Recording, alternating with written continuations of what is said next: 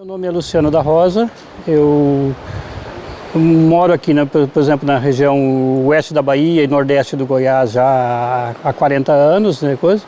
E conversando com o pessoal, eu comentei que a gente já teve, há 30 anos atrás aqui, a gente já teve coisa. O parque já havia sido criado, mas não tinha sido homologado ainda, as demarcações. Do Parque Terra Ronca. Exatamente. Tá. Então a gente estava comentando, por exemplo, que era... não existiam as regras, não existiam as condições, então a gente vinha aqui,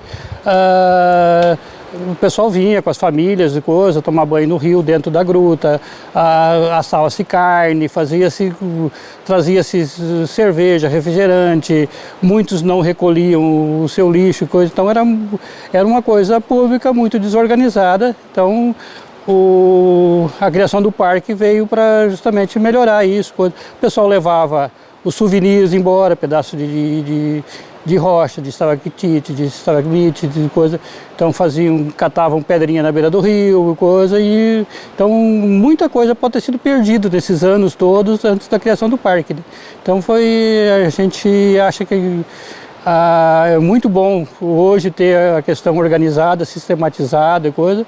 E a possibilidade que o parque deu de que as famílias próximas aqui coisa possa ter uma renda, alguma coisa, viverem dessas condições e coisa, e a segurança para quem vem visitar o parque hoje, né? Coisa interessante, coisa porque hoje é exigido guia, material os EPIs para seguranças, então isso aí evita que alguns acidentes e coisas que com certeza, eu não sei de casos, mas provavelmente deve ter acontecido. Diga-me só, o senhor disse que leva a morar aqui 40 anos. Nasceu onde? Eu sou do Rio Grande do Sul. E como é que veio parar tão longe?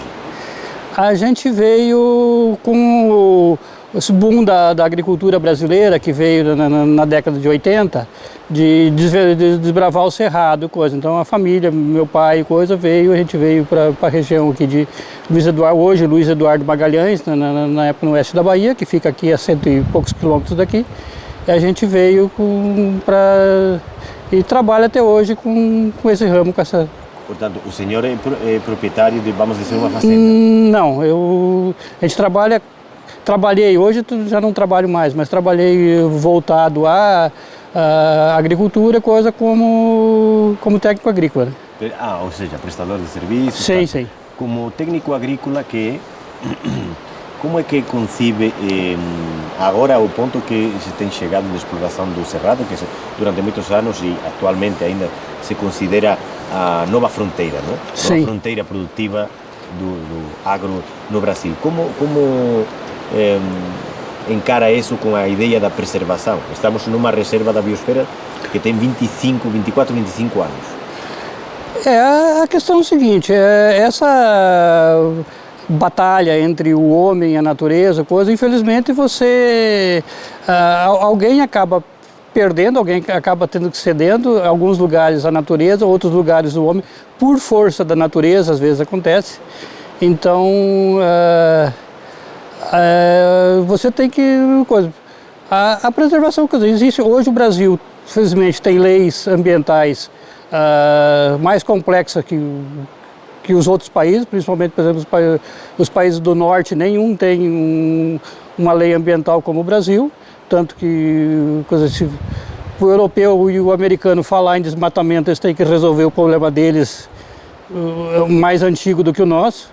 Isso não significa que a gente não tenha que fazer a nossa parte, a nossa preservação. Então eu acho que hoje está sendo provado com a agricultura tecnificada hoje, que é usada nessa região do Cerrado, com técnicas avançadas, coisa de preservação, esse convívio entre a agricultura e a preservação, ela tem conseguido conviver bem. Quer dizer, a maior preocupação, por exemplo, no oeste da Bahia, que a gente fala, é a questão da infiltração de água, porque é um planalto formador das principais bacias hoje brasileiras, né? Bacia do São Francisco, bacia da Amazônia, toda é formada ali. Essa mesma água que corre aqui na gruta vem do planalto aqui da Bahia, aqui, que fica pouco mais de 20, 30 quilômetros daqui. Tá? Essa água vai lá e nasce e vem para cá, né, coisa. E pode ver que o nível tem se mantido com dessa água. A partir do momento de técnicas novas como plantio direto principalmente, que é aqui não revolvimento mais do solo, a não mexer coisa, tem produzido sequestro de carbono, tem sido bastante eficiente. Quando você mantém a cobertura vegetal o ano todo na lavoura, não deixa mais exposta a céu aberto, o efeito matemático ele é equivalente à floresta ou cerrado precário que existia antes. O cerrado ali era muito precário, é diferente, por exemplo, de regiões de mata, de coisa. Então eu acho que tem como conviver. É compatível. É compatível. E tem possibilidades de extensão? Hoje já está no limite, né? Hoje já está praticamente no limite, por exemplo, nessa área aqui que a gente está falando especificamente, né? Tá. Aqui, por exemplo, aqui no Nordeste goiano, aqui, por exemplo, tem muito mais área preservada do que área aberta, só que não tem como abrir área. O grande problema são, por exemplo, essas áreas abertas de forma sem coerência, principalmente o pessoal de pastagem, coisa que não tem cuidado muito, por questão de fogo, de coisa que tem sido, que eu acho que é o grande problema aqui dessa região aqui, né? Nesta zona? Nessa zona. Aí já falando aqui da região do parque, né? Ou ao redor do parque, né? E a relação do peso econômico vamos dizer, o setor da produção e o setor da preservação, como calcula o senhor que é em termos macro, né, aqui na zona? A relação do peso, da importância do agronegócio e a importância da preservação. Não, é por isso que eu digo, isso tem que ser balanceado, tem que ter... existe a compatibilidade, contanto que as duas sejam feitas, né? Hoje, por exemplo, a gente tem exemplo, hoje da grande agricultura, que ela é tão, às vezes, mal falada, por ser uma agricultura explorativa, mas na realidade, ela ao mesmo tempo, ela é a que mais preserva, porque ela mantém as suas áreas de reserva, suas áreas, seus limites. Existem exceções, existe pessoal que vai além dos limites, mas a grande maioria hoje tem a própria consciência, principalmente, como eu digo, nosso maior problema aqui é o fogo. E se você for, por exemplo, qualquer propriedade hoje extensiva de produção tecnificada, produção como digo, de alta tecnologia, o fogo é o principal inimigo deles também. Então, todas as fazendas que você for daqui com tecnificação, existe uma brigada de incêndio, existe equipamento para anti-incêndio, existe coisa. E cuida-se tanto a parte de lavoura como a parte de reserva, Se houver incêndio, reserva, o pessoal é o primeiro a ir lá combater e não deixar que se alastre, né? Mas não saberia dizer-me mais ou menos a proporção do rendimento da área que dá não sei e quantificar isso. Emprega muitas pessoas esse setor? Sim. Tanto que você, por exemplo, eu venho aqui, a gente mora hoje em Luiz Eduardo Magalhães, uma cidade que tem 24 anos de existência, que quando emancipou tinha 20 mil habitantes, hoje está com 120 mil, quer dizer, então tudo graças a coisa. Era uma região inóspita, né, sem nada, era o cerrado inexplorado por coisa, e hoje com essa agricultura, além da produção de fibra, de alimentos e coisa, existe a renda, a receita também. Luiz Eduardo hoje com 24 anos, 120 mil habitantes, é o 5º município da Bahia em arrecadação. Então daí vocês podem fazer as contas de vocês, ver se vale a pena ou não, né? Ou por que existe esse interesse tanto grande em produzir nessas áreas, né? E se você pegar outras regiões, por exemplo, no sul do Piauí, que é mais novo ainda, que tem 20 anos de exploração, pegar a região de Bom Jesus do Piauí, os números são exatamente os mesmos, né? Portanto, tem uma perspectiva de crescimento muito forte aí. Sim. E o senhor... Mas hoje o crescimento está muito mais vertical do que horizontal. Tá? O pessoal está mais preocupado em aumentar a produtividade do que aumentar a área de produção. E em termos de... Quer dizer, o que tenho percebido também dado o tamanho das explorações, é muito empresário que é absentista, que não está aqui. É verdade? É certo? São investidores, talvez de outra... Não. Não?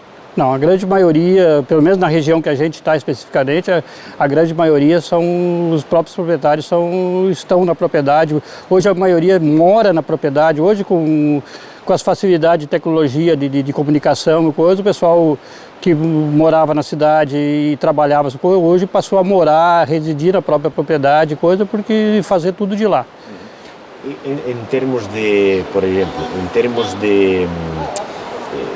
sabe que esta é uma área que está abrangida pela Reserva da Biosfera da Unesco. Acha que a legislação e o que a Reserva fez é suficiente para preservar o cerrado que ainda existe perante esta pujança? Eu não conheço aqui a realidade do parque. Como eu digo, eu estive aqui há 30 anos, estou voltando depois de 30 anos e apesar de estar perto aqui, eu não conheço realmente como é essa. Por isso que eu falo mais, por exemplo, da região vizinha aqui, do coisa que é onde eu conheço. Aqui eu não posso te dar muitas informações porque eu desconheço a... Portanto, também não... Eu acredito que houve melhoras e coisa a partir do momento que você passa a ter regras e condições para exploração, para uso dessa área aqui, né? Que o que eu acho interessante aqui no parque é que o morador antigo do parque, que coisa não foi retirado. Existem outros parques onde é que você retira todo mundo, coisa, o que eu acho um absurdo, porque você não faz nenhuma coisa nem outra, simplesmente você isola uma área que ela não vai ter exploração nenhuma, nem comercial, nem turística, nem coisa. Quer dizer, eu não acho assim, tipo, toda a área, quer dizer, ela pode ser preservada, mas ela pode ter